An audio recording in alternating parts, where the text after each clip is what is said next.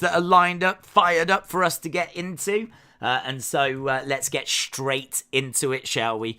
So the show begins with Judgment Day. Judgment Day open up the show and they're cutting promos. And I just think it's always really cool how their shadows are white. The way they've got the lighting, their shadows are actually white and it just always pops and stands out to me. So I just always just love that. So yeah, we open up with Rhea and Finn and Damian Priest. And basically Rhea said that she showed Dominic Mysterio last week that she is his pappy. And Damian Priest was previewing his match next week. Next week's going to be really interesting. Next week we've got Damian Priest taking on Edge in Toronto. Damian Priest said there would be no Finn, no Rhea. He said that Toronto is no longer going to be known as Edge's hometown. Instead, it's going to be known where Edge was forced to retire again. So, some nice stuff here.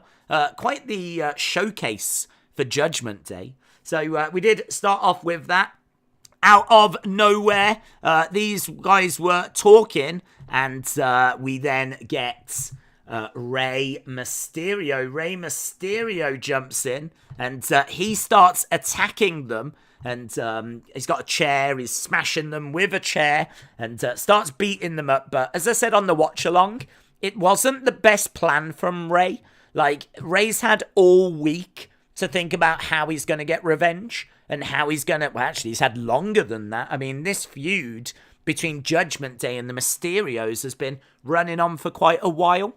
So how is he going to get revenge? Well, it turns out that he just walks out there on his own with a chair and just hopes for the best.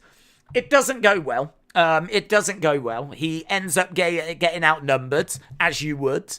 There's a few moments where Rhea Ripley is like goading him. Come on, hit me, Rey. He should have smacked her. So hard. But obviously, he's a better person than me. And so he doesn't. And he gets laid out. And yeah, as I said on the watch along, bit of a rubbish plan from Rey Mysterio. But that is how our first segment ends. We go into our next match. And our next match is a women's tag match. This is the first round of the women's tag tournament. It's Asuka and Alexa taking on Doudrop and Nikki A.S.H. And this was absolutely beautiful. This moment from Asuka is one of the best moments on the show for me. She steps over and gets Doudrop and makes it look like she's about to like roll her up into a bit of like a crucifix pin. But she doesn't. She gets her leg around her head and then grabs the arm, pulls back, and actually transitions into an armbar. You've got to see the way that she puts this armbar on. It is so impressive. It just looks so good. It's a great way to finish this match. The match itself is fine. They give this match plenty of time. All of the women are, getting their spots in, getting some nice moments. This is clearly not how this match would have been booked under Vince. But under Triple H, it gets given some time. Everyone's made to look pretty good. But it is Asuka and Alexa that get the win, thanks to this armbar right here. Obviously, they're done. They're walking up the entranceway. Out comes Bayley. Out comes Dakota. Out comes Io Sky. And then we get this big confrontation. Obviously, that is a major match at Clash at the Castle. And it's exciting. The build for this, I think, is quite nice. I am definitely up for seeing these all compete. And we haven't seen Bayley in action. I think they might save her for Clash at the Castle. I think you probably won't see Bayley until we get to that show. And that's just going to make that match feel even bigger. That moment when Bayley is tagged in and we get to see Bayley compete for the first time in I don't know how long. Very, very long time. I did notice as well, Bayley is still wearing the same attire. That kind of, I don't know what she keeps in those pockets, but these, she's got these bottoms, these pants, if you will. They're like cargo kind of, I don't know how you would describe them. They've got pockets all down the side. It's what she came back in at SummerSlam. But there it was white. Then I think on the Raw afterwards, she was wearing a red version. This one was kind of like a goldy, kind of bronzy version. So, I don't know. I mean, clearly, if you find something that's comfortable, why not just buy a load of them? If you find something that is your look and it absolutely works for you, I can understand you investing in a lot of different colours, a lot of different versions of the same attire. And that's exactly what she's done here. So, yeah, looking forward to this one. It'll be a lot of fun. Backstage, we got Theory and Dolph Ziggler. They were face-to-face. There was some good stuff here. I mean, Theory said that because of what happened at SummerSlam, he is wiser and he's now tougher because of those experiences. Dolph arrived. Theory was saying that he was over the hill. He said he's a no-title having has-been. And obviously the match is made. So this would actually turn out to be our main event, which certainly surprised me. And I would imagine surprised quite a few people as well. Did they do that to put over Theory? Did they do it to give Dolph like a bit of a spotlight again? You know, a main event match? Did they do it because people might thought that Gargano and Candice were going to come out? I really don't know. I don't know why it got positioned there. I don't hate it. Just a bit weird that was put there instead of the US title match. But I think they just really want to get the spotlight on Theory and maybe try to re-energize Dolph Ziggler again. So these two, anyway, fall into a big brawl. They're brawling. Backstage. There's loads brawling. Go to commercial. When we come back, we actually get this. We get to see that they brawled all throughout the commercial break as well. I didn't see this at first. I'm going to hold my hands up here. But I was told about it, and then got sent an image. And here is the image of the fire door being opened and a hand putting their hand in. And clearly this is someone gaining entry. And this is believed to be the moment that Dexter Lumis got into the building. This is how Dexter, who we saw getting dragged off last week, this is believed to be how he got into the building and into the show. And, of course, we would see a few things throughout this show. What they did last week with the car crash in the background and then Dexter being dragged away at the end of the show, they sort of repeated that here. This was the first thing that we got with the hand in the background. So we got all of that. Then we got next up Miz and Ciampa. They were about to have a match. This was a nice moment. You know, Miz was saying he was really proud of Ciampa and what he did in his match against Bobby. And he gives him a necklace that's got an image of the both of them being like friendly towards each other. So Miz just really strengthening the bond between he and Ciampa. There's gonna be a turn here eventually. I don't know how it's gonna happen, who's turning on who. I would imagine Miz, knowing Miz, will probably turn on Ciampa. But yeah, we're just planting the seeds at the moment, ready for when the turn happens. It's going to have a bit of, weight to it. It's not going to be a big shocking moment unless we have some tender moments like this. So seeds being planted here. They were going up against Cedric and Mustafa Ali, and another sick finish to a match. I love this as well. Love the Asuka armbar. Brilliant. This one, so Ali comes off the top, does a 450. As he starts to land, he actually gets caught kind of midair by Tommaso, who delivers like a drop kick, double knee type situation. He just kind of throws himself at Ali. And it was nice. It was all so quick that the timing on this had to be absolutely bang on. They might have got it just slightly off. Like Ali, I think, just slightly gets to the ground and then gets hit with it, but it's not a problem. It doesn't look bad. It looks amazing. I loved it. I freaked out at the end of this match. I really enjoyed it. So, end of the women's tag match, I loved with Asuka getting that armbar. End of this match, I loved with the way that Tommaso managed to get that kind of double knee drop kick move, hitting Ali, who had just come from the top in a 450. There's some really cool stuff that's going on at the moment during the matches.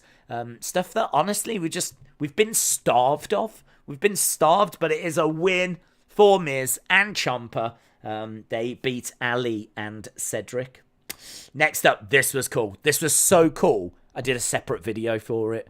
This is the Ezekiel family. I'm not going to dwell too much on this because, as we said, there's a separate video on the Wrestling Daze YouTube channel. But for those that are listening on Spotify or Stitcher or wherever else this goes, the image on screen has got Ezekiel in a hospital bed, and then by his side there is what looks to be an old man who looks a lot like Ezekiel and Elias. I mean, honestly, it could be Elias or Ezekiel in disguise. He looks that similar, right? Then there's a woman, and I honestly, I have no idea. If that is Elias or Ezekiel, like, dressed as a woman, they've done an amazing job. Because I can't see the similarity, but then part of me thinks I can. So I don't know who the woman is. I don't even know if it's a woman. But, yeah, it is pretty impressive. And then you've got some guy with a moustache and glasses. And I think that's Elrod. I think that might be Elrod because we heard about Elrod. And we were going to be introduced to Elrod. I remember Ezekiel saying he wants people to not only walk with Elias, he wants people to speak with Zeke. And he wants people to, I think it's trot with Elrod or something like that. Trot with it? That doesn't even make sense. It was somewhat along those lines. So I know we haven't seen him, but we've certainly heard about Elrod. And he, I believe, is who's in the center of the picture. Then you've got Elias. And then you've got some, I don't even know what's going on there. Like, I feel like that is a small person. And they seem to be dressed up as, like, someone from the Backstreet Boys or something. Or NSYNC from the 1990s. I have no idea what's going on. There's a whole lot to explore here. And I think we will explore it. I could imagine each week we get updates from different family members. Like next week, I reckon we hear from Elrod. I could definitely see that. And then the week after, we hear from the woman. This is all right, you know. As comedy goes, I know there'll be people rolling their eyes. I'm here for this. I am here for this. This looks all right to me. And I can't wait to hear from the person at the end. So who knows where this leads in the end.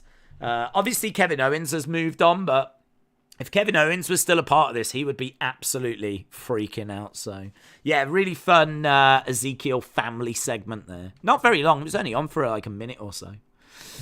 Next up, this was another of those backstage moments. This is Drew making his way to the ring and fire coming out of a bin. And what was interesting was Sean Ross Sapp earlier in the day. He turned around and said, Raw tonight is going to be fire.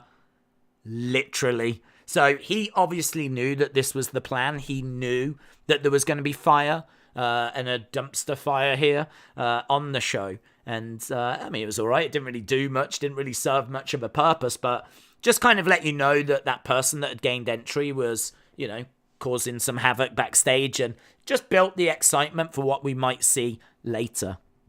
Next up, I mean, we've got to talk about this. I don't even know where to start with this, but Drew makes his way out to the ring. He talks about like how he's going to win the championship at Clash, and he says, you know, this isn't a job. This isn't my job. This is my dream. And he starts telling the crowd about some of the dream matches that if he wins the title that we could get. He was saying, like, imagine Drew McIntyre against AJ Styles. Imagine Drew McIntyre against Karrion Kross, who was absent this week, actually. No sign of Karrion. No sign of Scarlett. So he was like, yeah, imagine all of that. And Kevin Owens came out. And Kevin Owens was, like, very worked up. And he came down to the ring, and he was basically saying how convenient that you know, mention my name now that I'm here. I didn't hear my name just when you were saying those dream matches. So Kevin Owens came down to the ring and he cuts a fire promo. Kevin Owens talking about how he had lost part of himself. It's time to bring back the prize fighter. He wants to go after the tag titles, the mid-card titles, the undisputed WWE Heavyweight Universal title. He's coming after everything. And it was a brilliant promo that was then beaten by Drew, because Drew just came back and fired back with such intensity. Such intensity. He said, I don't care if you're the prize fighter. I don't care if you're a superstar. I don't care if you're a pro wrestler. Let's wrestle. Like, he wanted to just fight.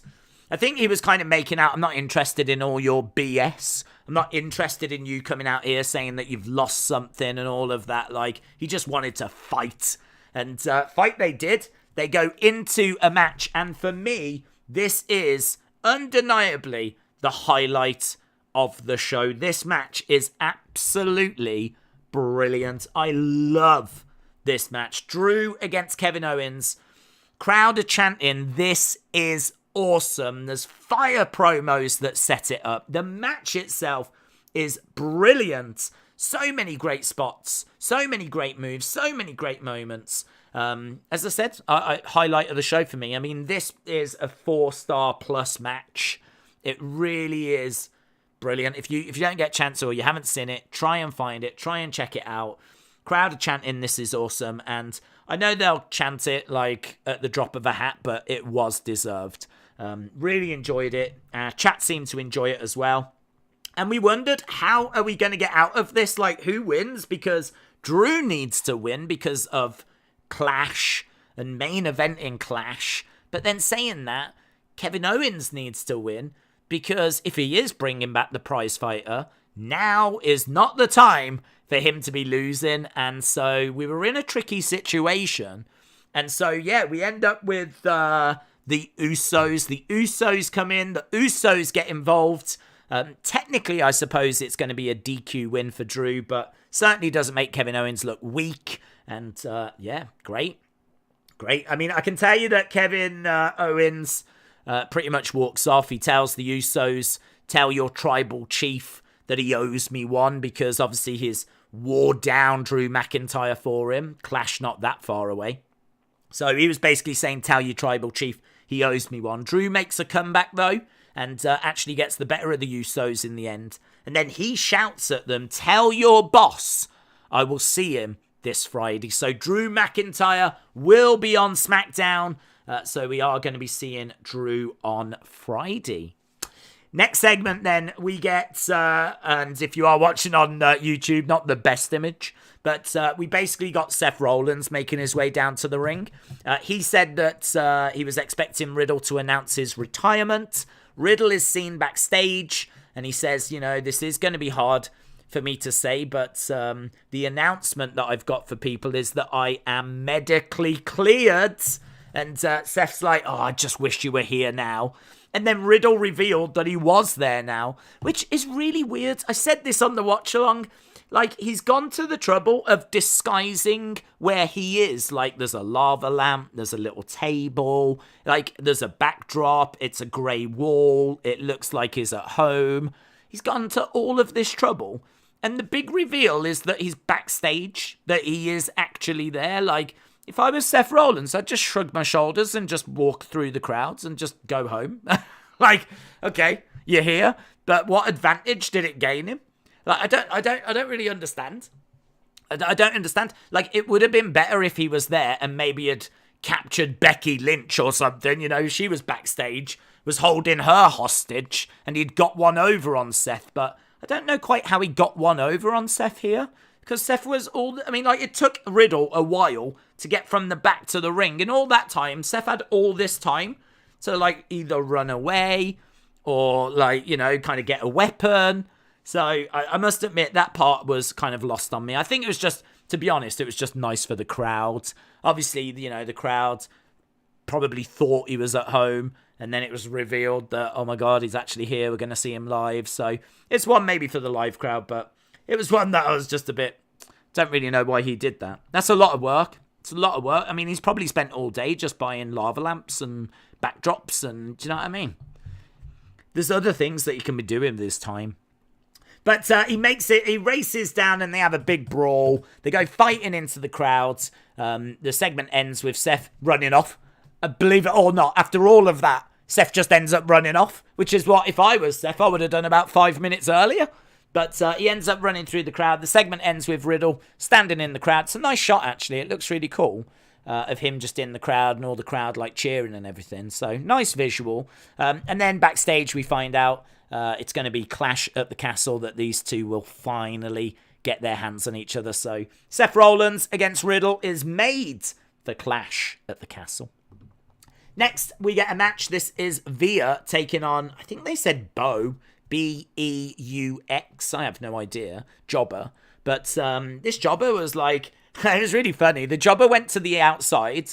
Veer goes to the outside. Jobber quickly gets back in. Veer's on the outside and he's frustrated because he just wants to get this guy. And he's so frustrated, he's just staring at Byron Saxton. And Corey Graves is like, oh my God, please, Veer, go for it. I will pay you. I will pay you. Corey Graves pleading with Veer to attack Byron Saxton. I enjoyed that. He doesn't. He gets back in. He starts chucking this guy around. Gets him in his submission hold, which I genuinely don't know what it's called. I'll have to go back and see if they actually... It might have a name. I don't know. But yeah, either way, he gets him in that kind of... it's kind of like a camel clutch, but on the side of the neck rather than under the chin. And he wins with that. So, I mean, it gets him on the show, really. But I did enjoy the Corey Graves line. I thought that was fun.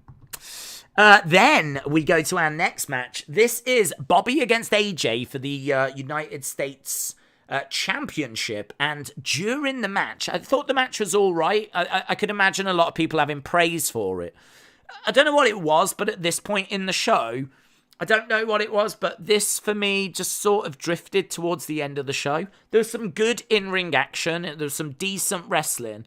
But I think I probably didn't expect AJ to win. So I think I probably felt like Bobby was going to win.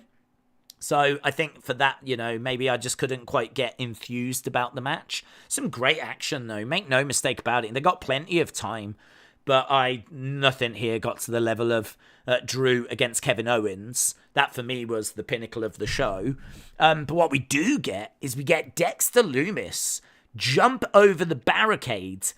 The security guards quickly grab him and drag him away. The way they did this, if you don't watch much wrestling or you just watch Raw and watch SmackDown, you would honestly think or could honestly think that was a fan.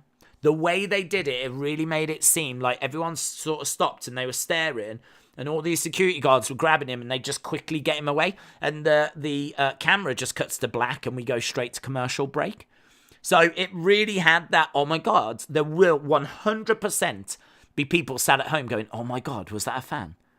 Did a fan just jump over? There will be, and that will get people talking. So, I mean, it's great. The way they're presenting Dexter Lumis here, I think, is really, really cool. It's really cool. So, yeah, this was nice. We don't get to see Dexter Lumis again, unfortunately.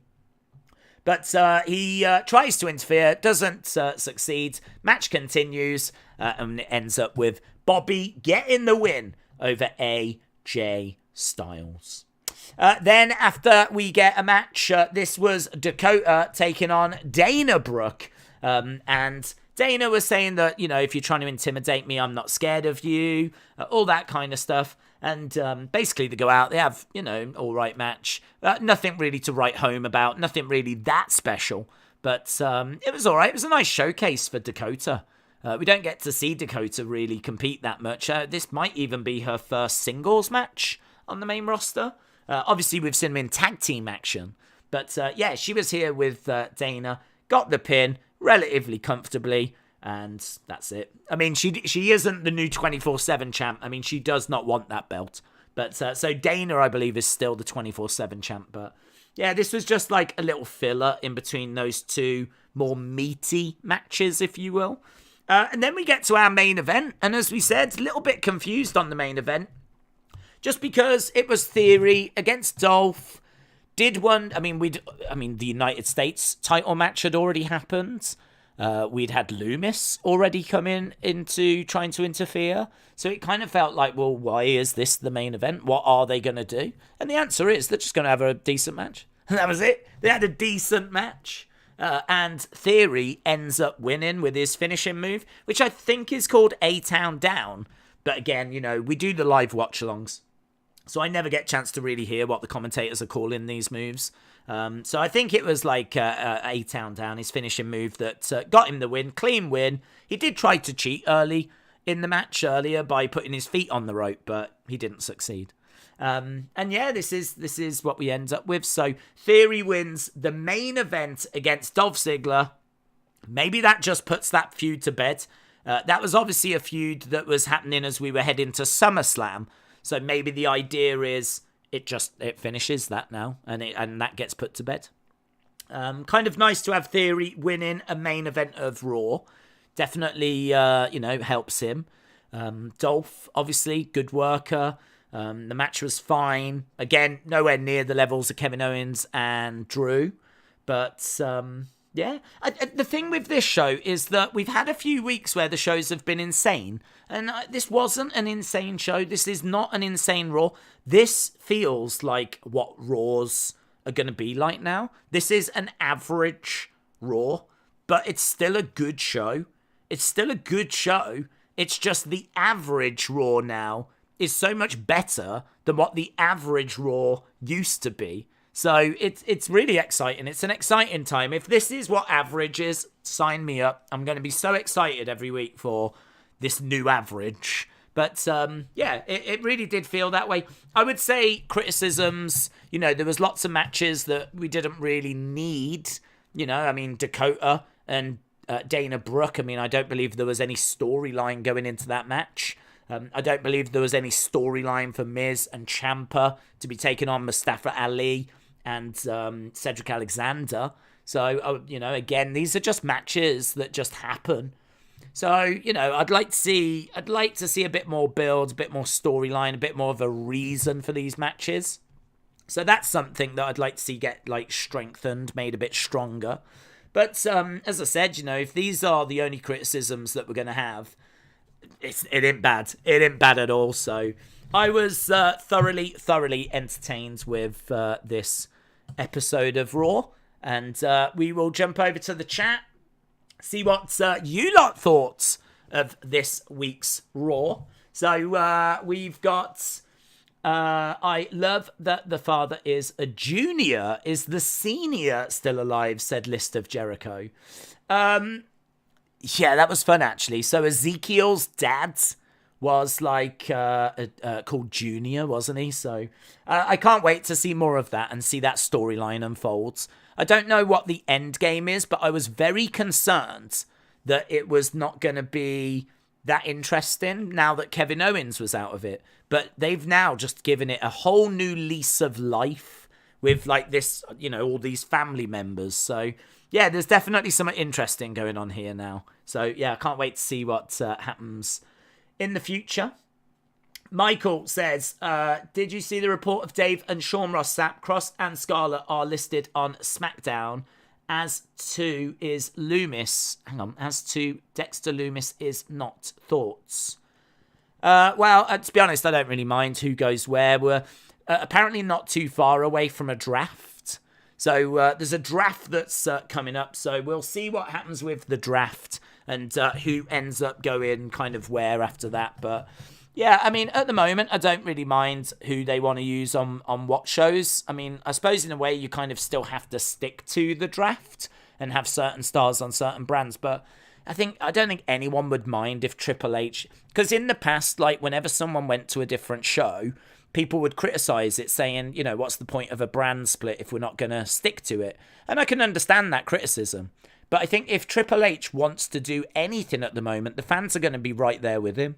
If Triple H really feels like he needs a certain superstar on Raw or he needs a certain superstar on SmackDown, if he wants to just use them, no one's going to care.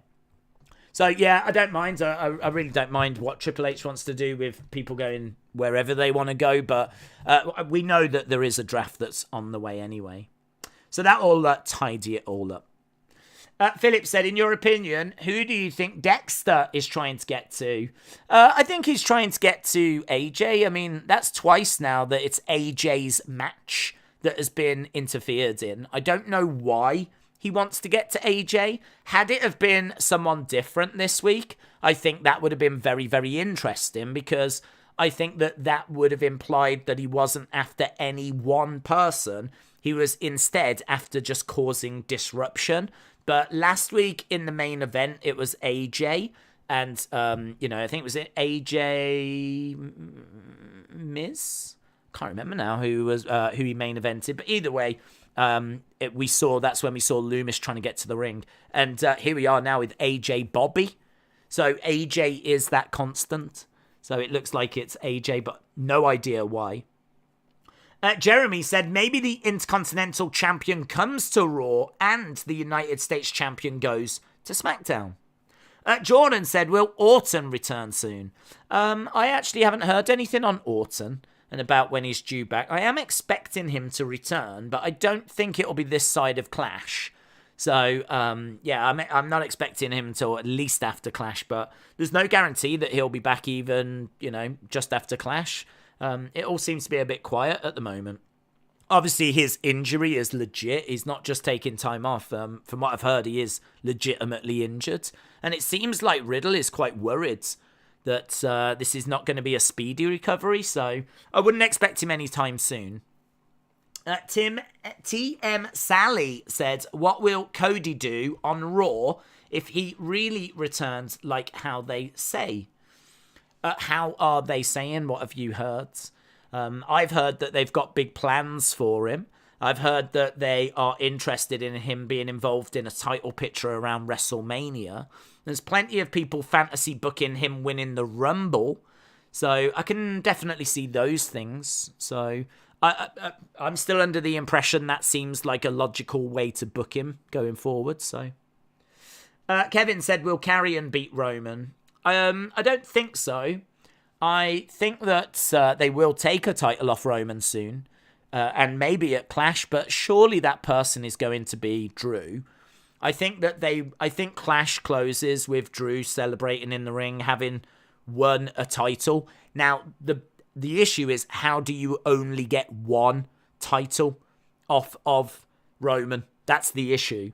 I've seen lots of theories, people saying it should be a triple threat, people saying that you could do Roman against Karrion and then do Roman against Drew later in the night.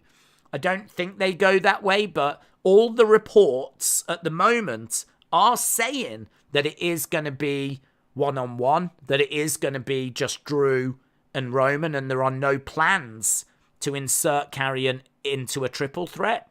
So I've got to think that it's just going to be one-on-one. So how do we only make that match for one title and not both titles?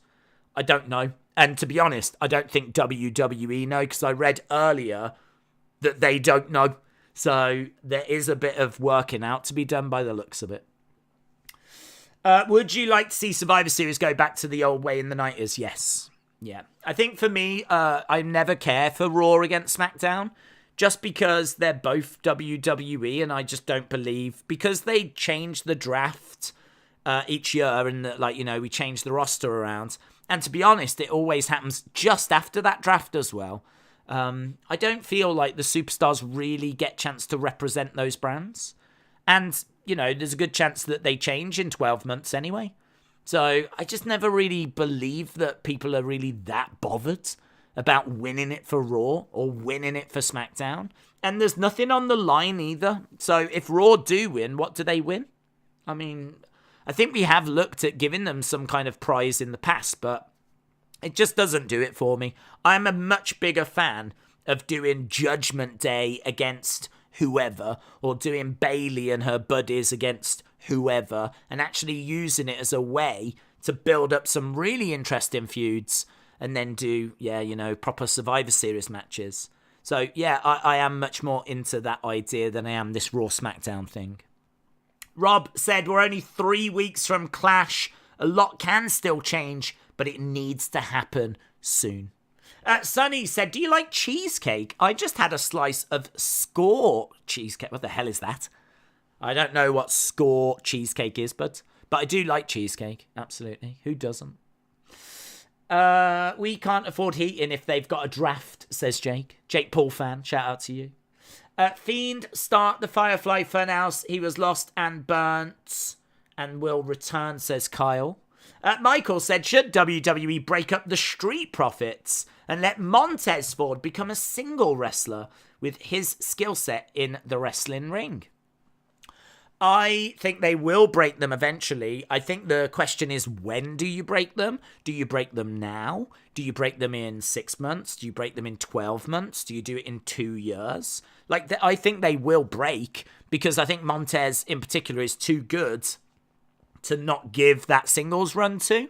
You could still give him a singles run whilst he's in with the Street Profits, because don't forget, Kofi got to the title while still being a member of the New Day. So you don't have to break them. But I think I would. I think I'd have a clean break, to be honest. And I think actually Angelo Dawkins being a heel could be very interesting.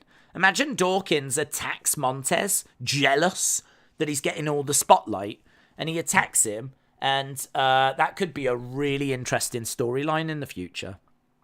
The reason I say, do you do it now or do you do it in the future, is because we know that Triple H has got a fondness for tag team wrestling that Vince doesn't. So the question is, do you do it now and just go for it, or do you get a bit more out of the Street Profits in a tag division that might be about to set fire? I mean, the tag team division might be about to explode. I mean, we've already seen Hit Row come back. So I'm interested to see, what Triple H has got planned for the tag teams. And breaking up Street Profits now, actually, from that point of view, might not make the most sense. You might want to just get a few more tag matches out of them first. So, I don't know, it's a tricky one. I don't know when I would break them up, but I would definitely be breaking them up. Are you streaming NXT tomorrow? Yes, we are going to be doing NXT. It's not, at the moment, a permanent thing. That might depend on how popular tomorrow is. If there is a demand for it, then obviously we would be looking to do it. But tomorrow is such a big show. NXT Heatwave. We've got lots of championship matches, some interesting feuds. There's like a street fight. There's lots, actually. I think if Santos Escobar loses his match, he is banned from NXT, which means potentially he could be coming to the main roster. He is someone that I think people probably think's ready now. He's been there a long time. So, yeah, it could have some big repercussions for the main roster. So, for that reason, that's why I'm doing it. It's not just a normal episode. So, yeah, NXT Heatwave, we will do it, and we will do the post-review afterwards. No profits tonight, says Jordan. No, good shout, no profits. Rashawn said, do you think The Fiend returns at Clash, confronts the winner of the main event, or will Carrion be the next in line? The closer we're getting to Clash, the less I think that Bray will be there. There's a couple of reasons why I think he could be. The biggest is because I think this might be the last stadium show of the year. Now, they will go to Saudi. I don't know that that's the right place to bring him back, would be in Saudi. But this could be a big place to bring him back because it's a big stadium show in the UK. You could bring him back, be a massive moment. You're going to get an epic reaction. You know that crowd is going to be vocal. UK crowds always bring it. So, yeah, I mean, the crowd's going to be good, vocal, and it'd be a good place to bring him back. The reason why I don't think he comes back is because there's been lots of rumours, lots of talk, things like that, but there's nothing concrete to say that there's been negotiations. There's nothing concrete to say that he is 100% coming back. Even if he does come back, how much work is going to have to go into that? I mean, how long will the contract take to sort out? Because you've got to think he's going to want more creative control. You've got to think that if Bray is going to come back, he might want a bit more money. He's going to want certain assurances.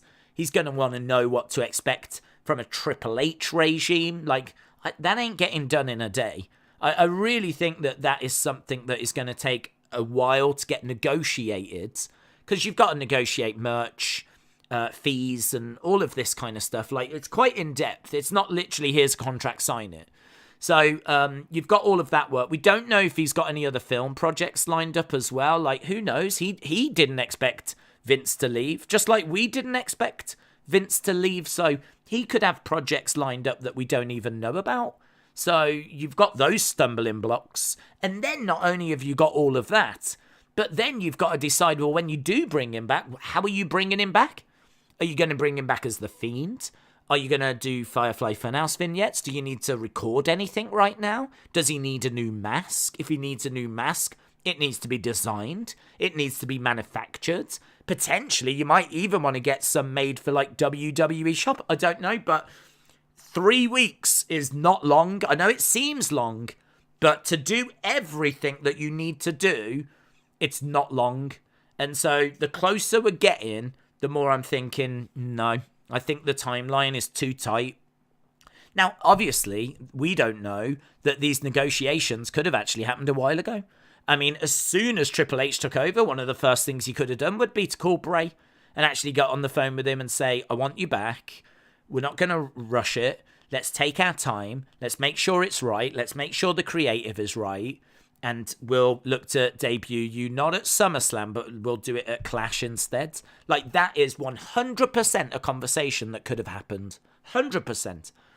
I just don't know that it's happened. I don't know that it's happened. And I don't know that that is the plan. So it's very hard to sit here and say, is it going to happen? Is it not going to happen? I have to say, out of it being likely or unlikely, I'm leaning unlikely. And as I said, the closer I'm getting, probably the less I'm thinking it's going to happen. But obviously, the closer we get, the more excited the Bray fans are going to get. So they're going to get more vocal. Social media is going to, be talking more. But listen, social media has speculated about a Bray return now for I don't know how long. I mean, literally since he left. And it's not happened yet. So you have to take what you see on social media with a pinch of salt, because the bottom line is no one knows. No one knows. We're going to have to wait and see, and we're going to find out together. I think there's a great chance he returns. I just don't know about it being Clash. Daze, AJ and Lumis have got history because of them being in TNA at the same time. Lumis was obsessed with Christy Hem, so I would say they have history, but I don't know if they had matches. I don't know that plays out in WWE, though. I mean, for me, they would need to have history in WWE. I think to have history in another company...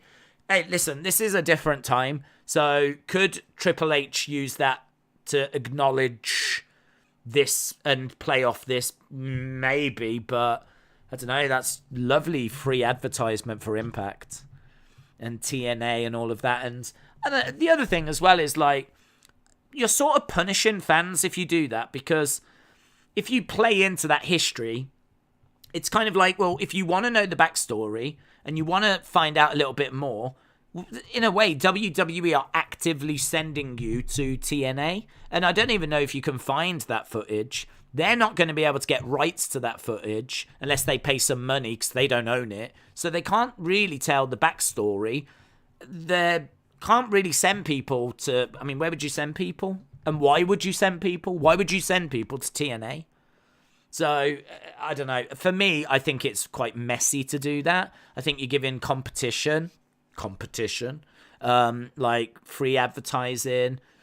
I think also, like, fans like myself, feel like we're a bit out of the loop because I don't watch Impact, I don't watch TNA, but now you're giving me a story that's built on that. You're giving me a story that's built on something from a show that I don't watch. Like, I don't know. I watch all the WWE shows, and that should be enough to keep me up to speed with, like, what's going on with the WWE storylines. So I must admit, I would not be crazy about that. I wouldn't be crazy about them leaning into something that happened in Impact. So I think they can come up with something else. I think they should come up with something else. But if it does go that way, that'll be pretty wild, because that would never have happened under Vince. Never have happened. So, who knows? Watch this space. Zach said, I imagine Bray Wyatt saying, oh yeah, it happened. I don't know why, but it's funny to think that. I know it's too early with Triple H bringing back wrestlers and Raw and SmackDown being unpredictable. Royal Rumble could be spicy. I think it was as well. Was it Cal?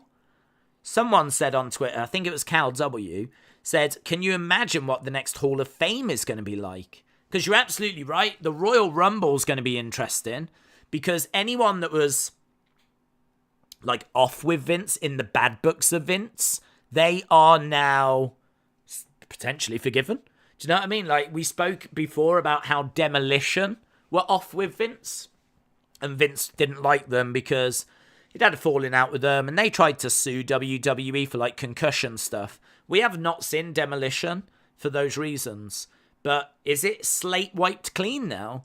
Is in this world, could it be that we get Demolition? Not in a Rumble, but do you know what I mean? Like backstage during a show, during a Legends show. I mean, that would be awesome. Demolition are one of the greatest WWE tag teams of all time. And didn't New Day like have a championship reign that broke Demolition's record a few years ago? I remember them being mentioned on the show, but we've not seen them for a long time.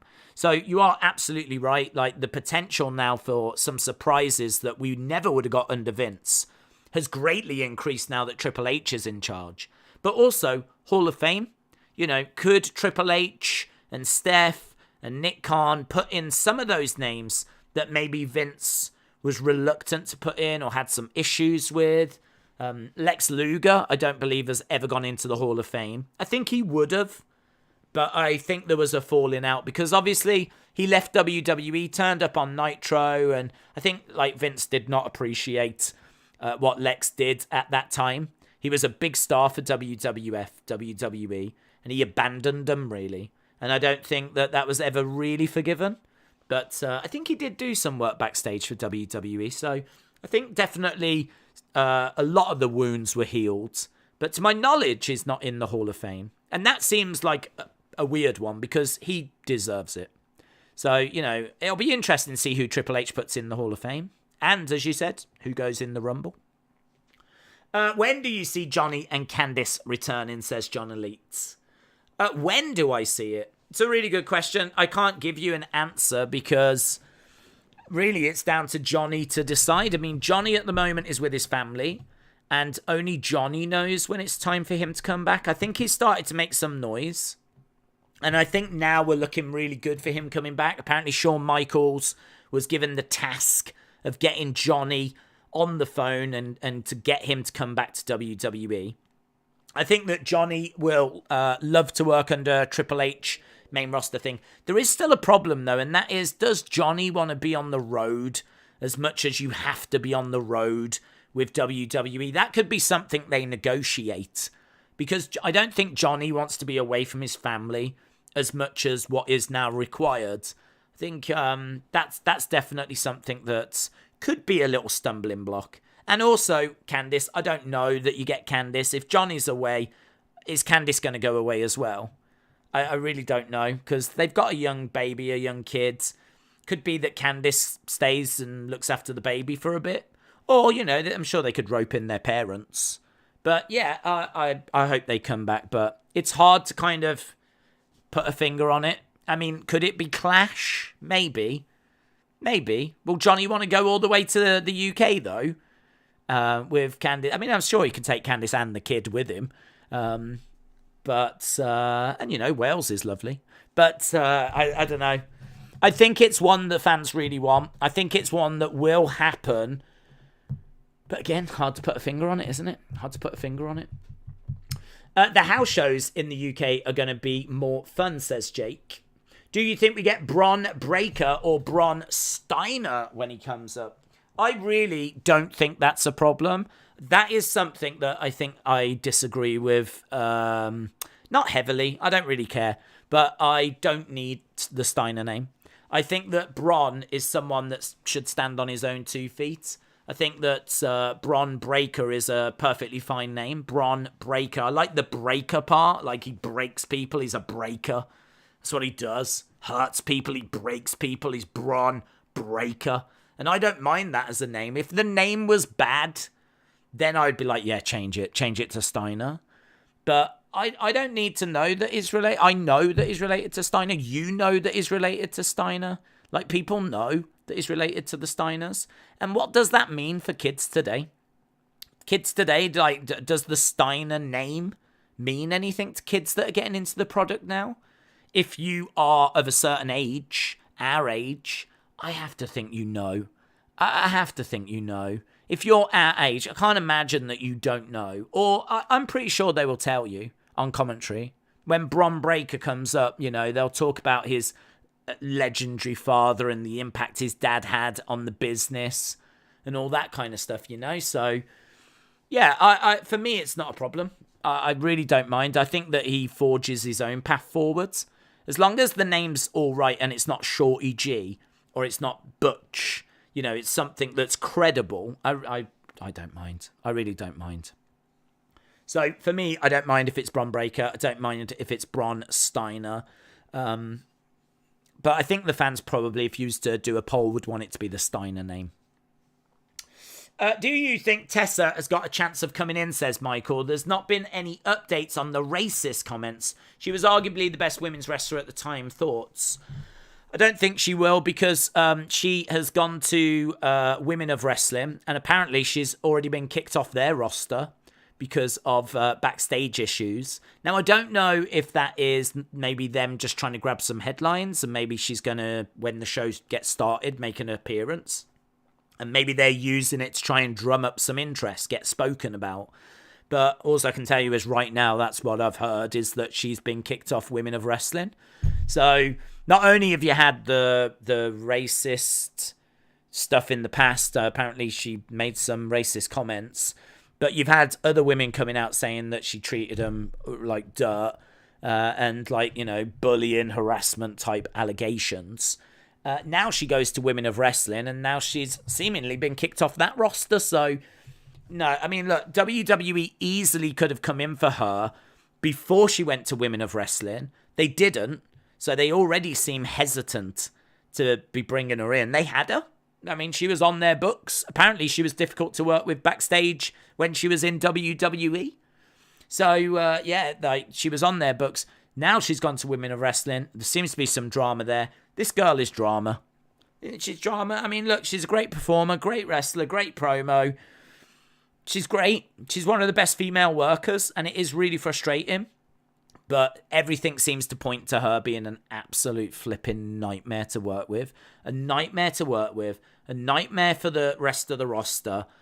I think that unless she changes her attitude and goes somewhere and puts in some great performances and really gets the focus back on her wrestling rather than on, you know, all the other stuff, I don't think she comes into WWE.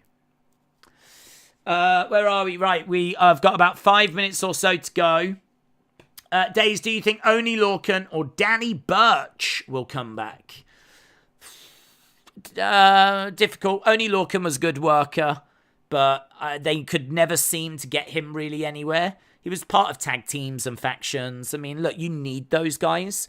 If Triple H feels that he's got a faction and he needs a good, solid worker, or he needs someone like to job out, or someone that can put people over and just put on some good matches, I mean, it might not be the position that you want. Everyone wants to be Roman, but you need to fill lots of different positions. And, you know, they might just need a really great jobber. And I know that sounds bad. I know it sounds bad. But that is a position that's needed. Someone that can put others over and make them look great and give them great matches. And Oney Lorcan can absolutely do that. If you want to give him a little bit more, you can put him in a tag team. Like, he would be great in a team with, say, Chad Gable. You could put him with Bobby Roode. You can do stuff with Oney Lorcan and Danny Burch. I mean, both of them are, you know, good workers, but I don't think, Danny in particular, I don't know that there was anything that special. And I think he was getting on in age. Oney, I don't know if he was a bit younger, he maybe has got a better chance of coming back, but they're not ones that I would be desperate for. But if Triple H feels that he can rely on them and they're going to give him something that he needs, then yeah, there's a chance. There's a chance. I had nothing against them. Nothing against them. So, you know, if they do come back, I'll be nothing but pleased for them. Let's put it that way. Rob said, ratings and opinions, ? Daze, the scores and opinions. We'll go into them. Don't worry. We'll go into them. Philip said, do you think there is a chance at all that Vince is still in charge but just being quiet about it? Well, I mean, he still owns the company. He's still the majority shareholder. So it's still his company. He is still in charge. He's on the board of directors in that sense. But I think he's probably leaving them to it. Because in all fairness, I mean, look, Vince was going to pass away at some point. This company was going to have to be left to who, like probably Steph and Triple H and Shane. I mean, I don't know what's happening with Shane. But actually, in a way, this might be a blessing in disguise for Vince. Because rather than passing away and then being dropped in it and him not being around to advise, he can now retire, hand it over, let them do what they're doing, watch, because he did tell them all, I will be watching. You've got to know that he's talking to Steph.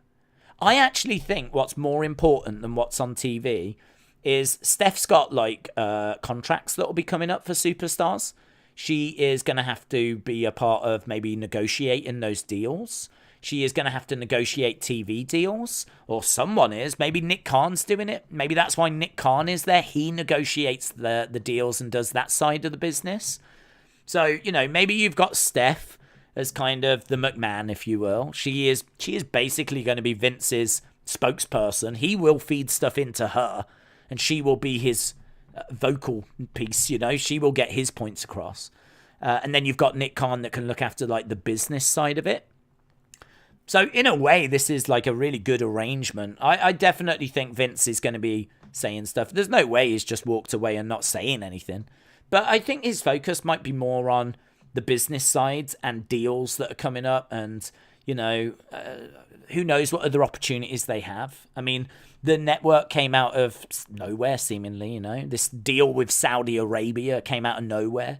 The network going on to Peacock came out of nowhere. Like, we don't know what they're working on that's coming round the corner. Do you know what I mean? There could be massive, crazy initiatives, innovations, new deals that are down the road. I mean, we know that USA and Fox deals are going to be coming up sooner rather than later.